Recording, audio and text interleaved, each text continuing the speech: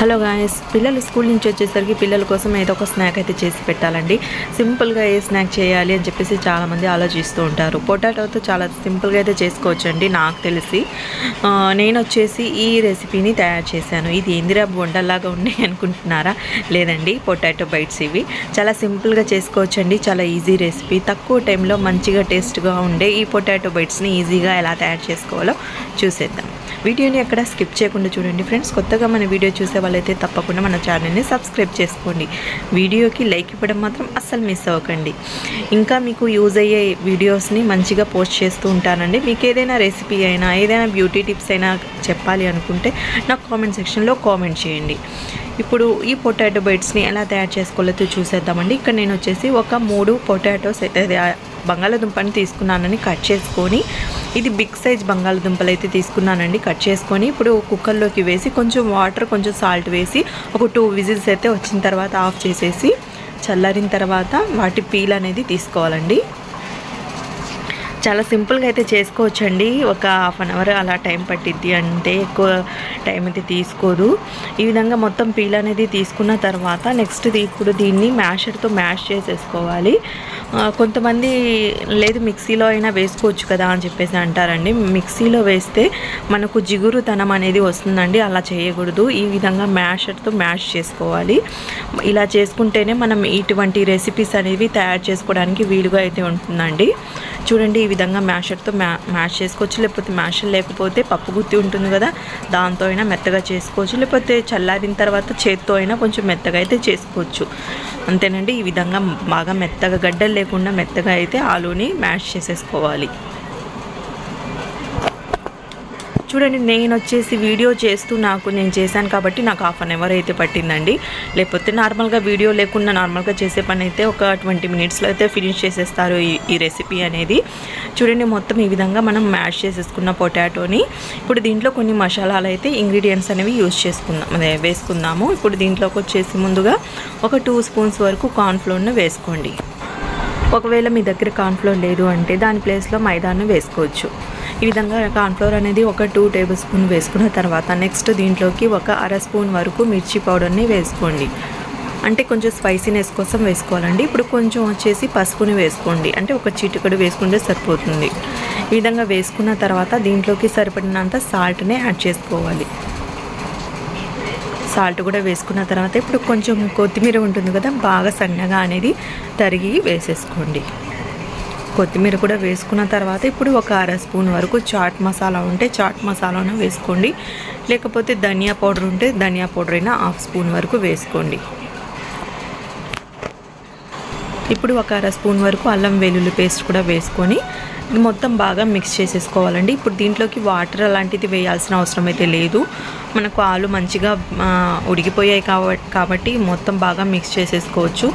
ఒకవేళ మీకు పల్చాగా అనిపించింది అనుకోండి, 1 స్పూన్ వరకు కార్న్ఫ్లోర్ వేసుకుంటే సరిపోతుంది. ఈ విధంగా వేసుకున్న తర్వాత మీకు చేతికి ఏదైనా గమ్మిగా అంటుకుంటుంది అంటే మీరు చేతికి కొంచెం ఆయిల్ అప్లై చేసుకొని కలుపుకోండి, సరిపోతుంది. ఇప్పుడు ఒక బటర్ పేపర్ అనేది తీసుకోవాలండి.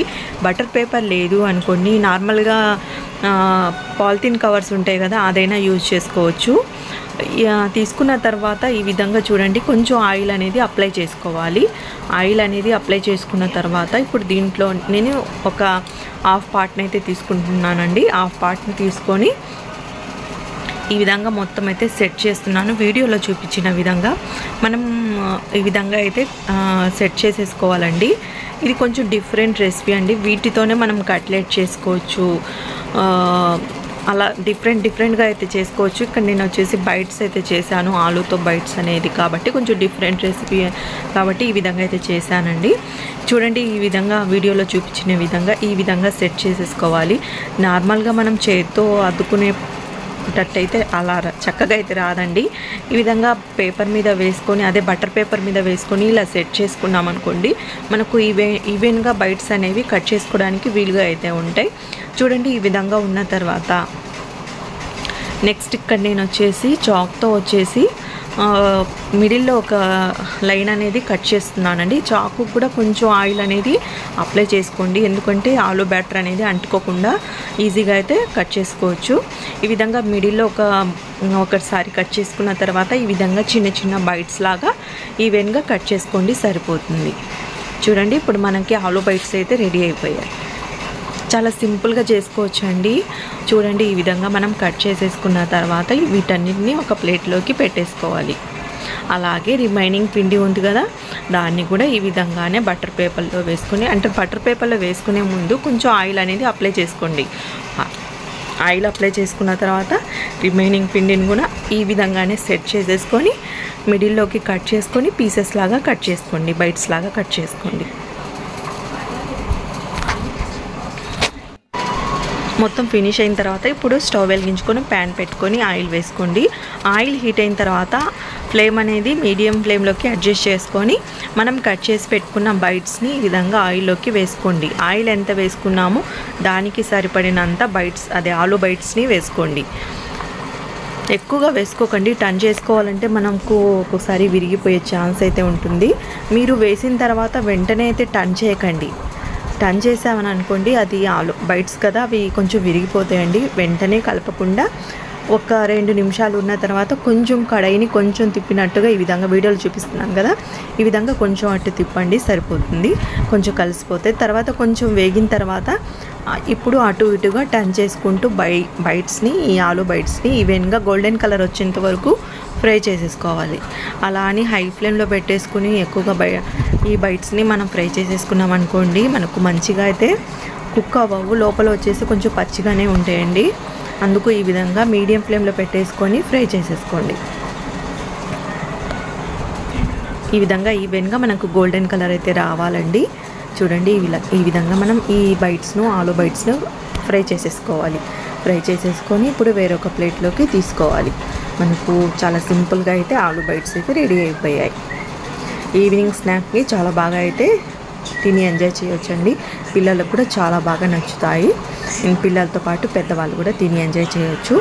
ఇది టమాటా కెచప్తో అయినా లేకపోతే మయోనైస్తో అయినా తింటే చాలా బాగుంటుంది. చూడ్డానికి చిట్టి చిట్టి బోండా లాగా అనిపిస్తున్నాయి కదండి, చూడ్డానికి అలాగే అనిపిస్తున్నాయి. కొంచెం పొంగుతాయండి అవి, కొంచెం పొంగి ఈ విధంగా అయితే ఉబ్బుగా అనిపిస్తాయి అవి. ఈ విధంగా రిమైనింగ్ మనం కట్ చేసి పెట్టుకున్నాం కదా, ఆ బైట్స్ను కూడా వేసేసుకొని ఈవెన్గా ఫ్రై చేసేసుకొని ప్లేట్లోకి వేసేసుకోవాలి. అంతేనండి, చాలా సింపుల్గా మనం ఈ ఆలు బైట్స్ని తయారు చేసుకోవచ్చు. పిల్లలు స్కూల్ నుంచి వచ్చేసరికి ఈ విధంగా మనం స్నాక్ అనేది ఈజీగా చేసి పెట్టి పిల్లలకి ఇవ్వచ్చండి. చాలా సింపుల్ రెసిపీ కదా, మీకు నచ్చింది అనుకుంటున్నానండి. తప్పకుండా మీకు నచ్చినట్లయితే వీడియోని లైక్ చేయండి, మన ఛానల్ని సబ్స్క్రైబ్ చేసుకోండి. ఇంకా మీకు యూజ్ అయ్యే కుకింగ్ రెసిపీస్ అయినా లేకపోతే బ్యూటీ టిప్స్ అయినా మన ఛానల్లో పోస్ట్ చేయాలంటే తప్పకుండా మన ఛానల్ని సబ్స్క్రైబ్ చేసుకోండి. వీడియోకి లైక్ ఇవ్వడం అసలు మర్చిపోకండి. Thank you for watching friends, bye.